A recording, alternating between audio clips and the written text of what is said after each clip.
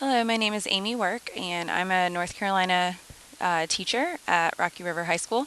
Today we're going to be going through the end of course assessment, the release test for Math 1. We're going to start with the non-calculator section. So for the first few problems, I think 16 of them, we won't be using a calculator.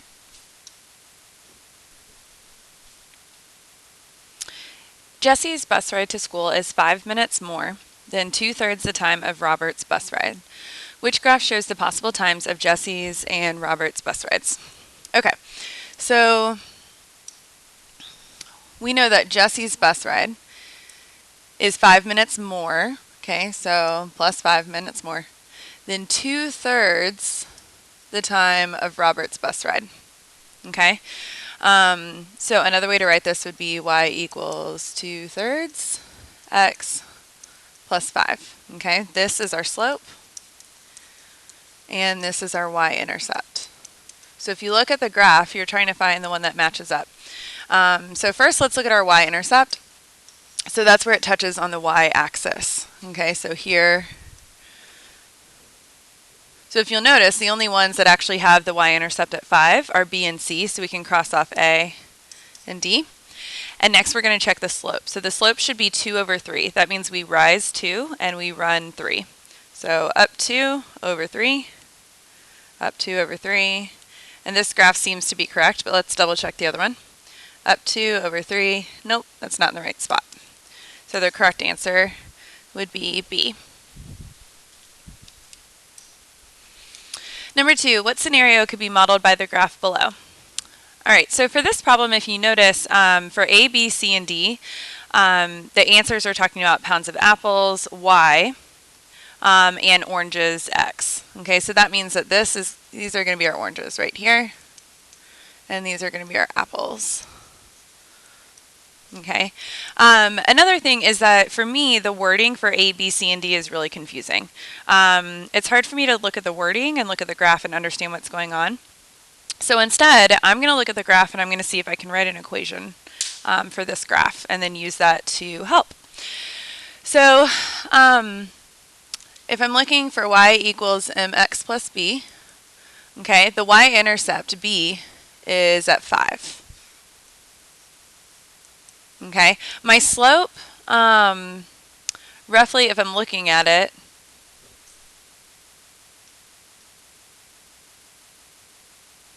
I can use these 2 points right here because those seem to be right where they cross. Okay, so my slope would be rise 2 over 1. Okay, so that would make my slope 2 over -1, which would be -2. Okay. So that looks like my equation, but here's the thing. Do you guys see how it's shaded right here? Okay, that means that this shouldn't be an equal sign. All right, since it's a solid line and it's shaded below the line, so if it's shaded below, that means it's going to be less than, and a solid line means it's or equal to. Okay, so that's my equation for this line. Now, if I look at all of my answers right here, do you see how it says is at most 5? Is at most 5. Is at most 5. Is at most 5. Okay, is means equals, right? Or the sign whatever is in place for equal. So less than or equal to, greater than or equal to. So that means that I need 5 to be by itself on the right-hand side. So I'm going to move this over to the other side.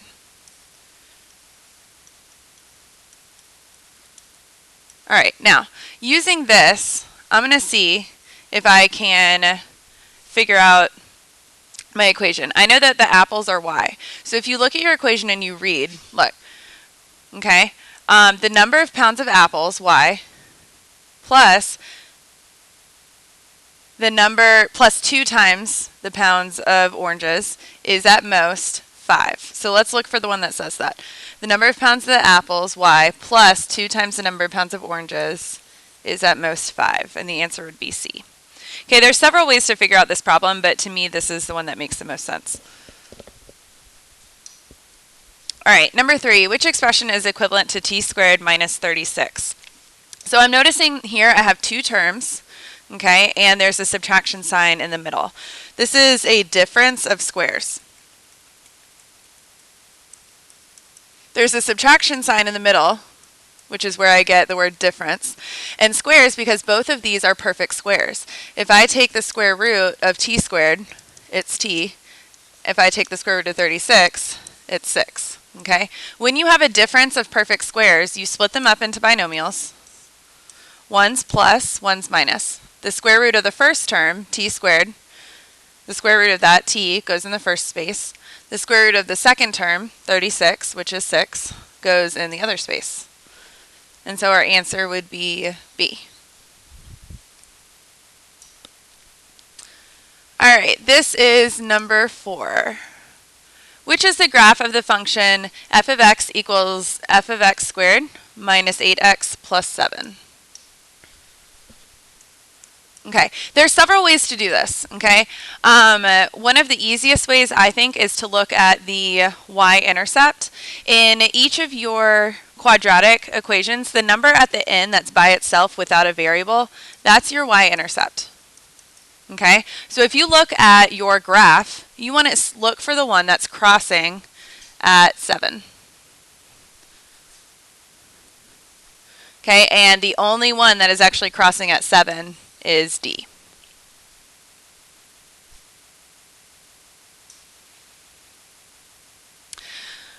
All right, number 5. The floor of a rectangular cage has length 4 feet greater than its width, W.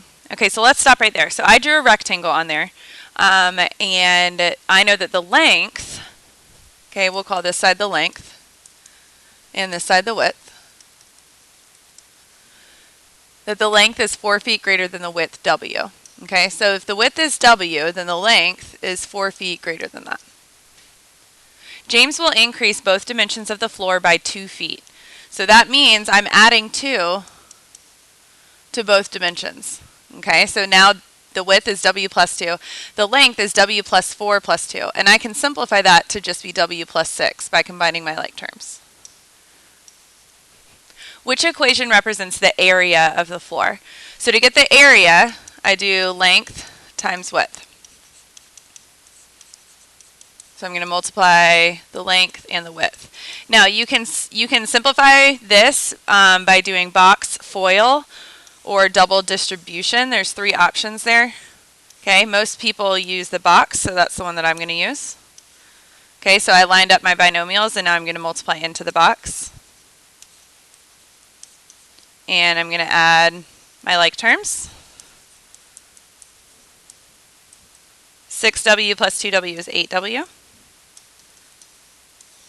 And that would be my answer, D.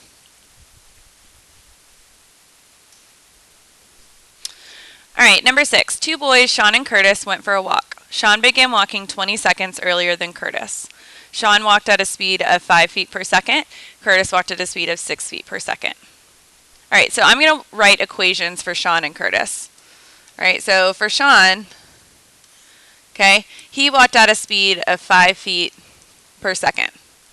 Curtis walked at a speed of 6 feet per second. Now, we also know that Sean began walking 20 seconds earlier than Curtis did. Okay?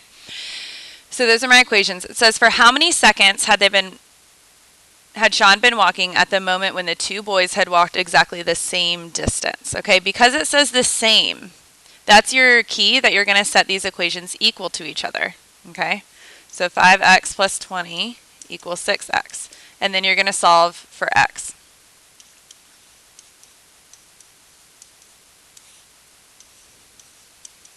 Okay, so 20 equals x. Now, I'm looking for how many seconds Sean had been walking. So what I'm going to do is take what I got here and plug it back in Sean's equation. Okay, so Sean's was 5x plus 20.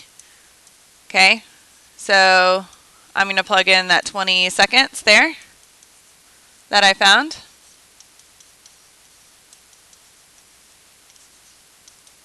All right, so when Sean had been walking for 120 seconds, that's when they had walked the same distance. Because this is a grid in, I'm going to start all the way to the left and write my number, 120, and then bubble straight down.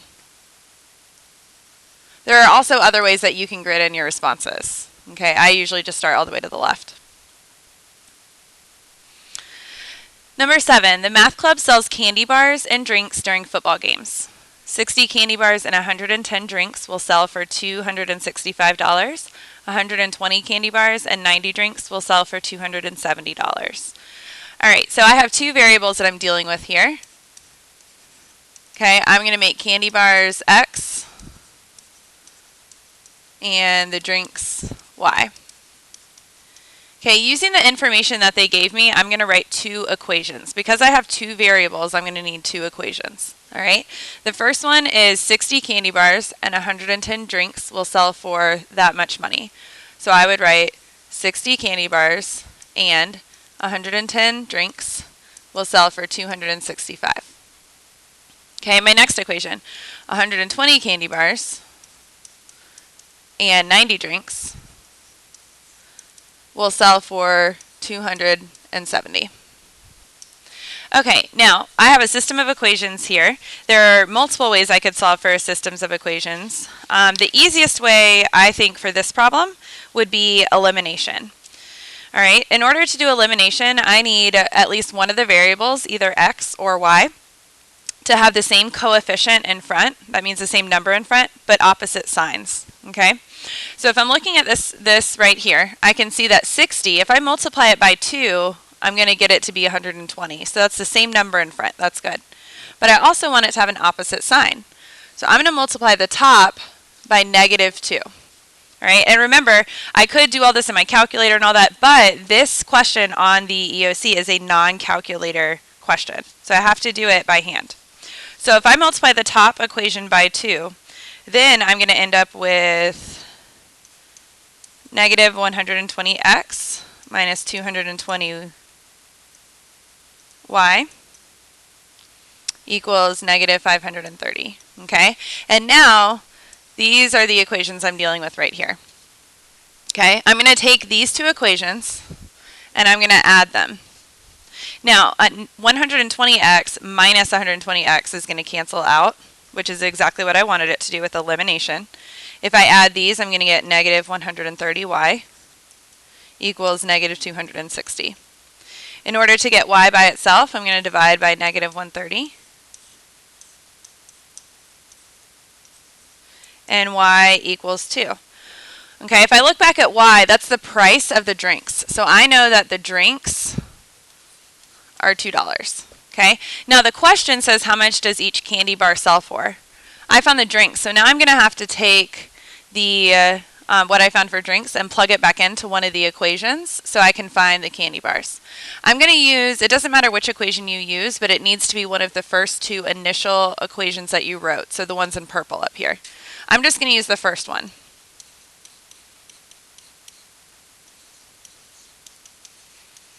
All right, so I found y, so I'm going to plug in 2 for y.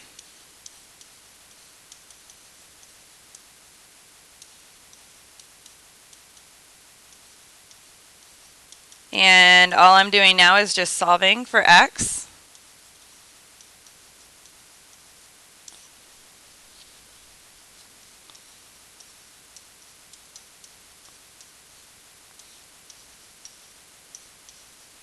Okay, so I get x equals 45 over 60. So 45 over 60 reduces to 3 over 4. Now, it says specifically to express my answer in dollars and cents. Okay, so 3 over 4 is $0.75. Okay, that is the price of the candy bar. Now, in order to enter this into the grid in, there's no dollar sign, so I don't have to grid that in. I would just put in 0.75. Okay, and again, you can grid this in multiple different ways. You could leave the 0 off and just do 0.75. But I like to include it since that's the full price. Okay, this concludes the first video in the video series for the Math I EOC.